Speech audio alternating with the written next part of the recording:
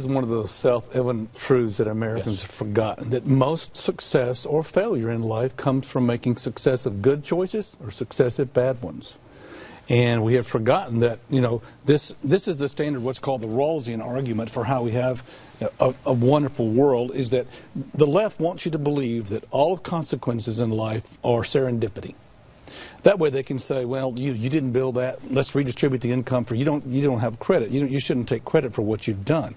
The truth is, though, if you look at almost all successful people in this country, they've decided to, you know, from the time they were young, play with the right kids, study in school, make good grades, get a job, get a lot of education, be productive at work every day, save their money, start a business, hire people, invest, and they made successive good choices. And if you don't do that, you shouldn't. I would hope you would not be able to be as successful as people who do. I have met several people in my life that I have said, the last 10 or 12 years since I've been successful, I'll meet with them, and at first I used to think, I don't understand why they're not a success. Now that I'm successful, I can look at them and give me an hour and I can tell you why they're not a success.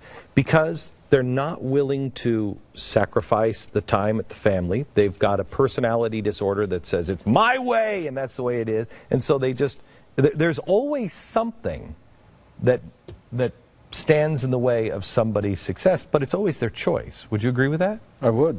I thought Jeroen's comment about my deciding to become a professor was quite apropos.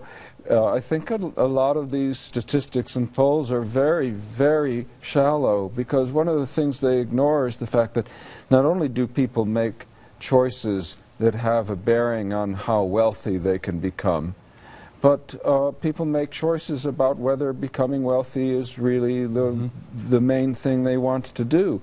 So there are all kinds of people who aren't wealthy. Some of them aren't wealthy who wish they were, and some of them have made a conscious choice to put their emphasis on other things.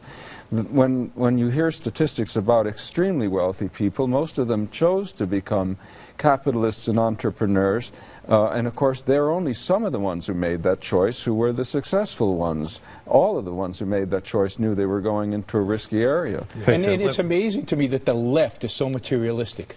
The left is the one that cares only about money. It is really, we are a covetous nation. We covet somebody else's life or whatever. Look, you don't have it. Somebody else has this, you don't. Oh well.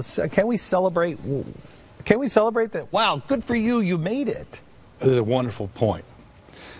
And I don't think it's natural for people to be as envious as they are in America today. What is causing that, of course, is government policies which just constantly call attention to people. You versus me scorekeeping is constantly in the politicians' rhetoric.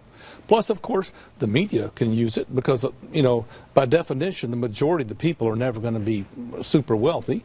The definition of wealthy is relative. So I have to take a break.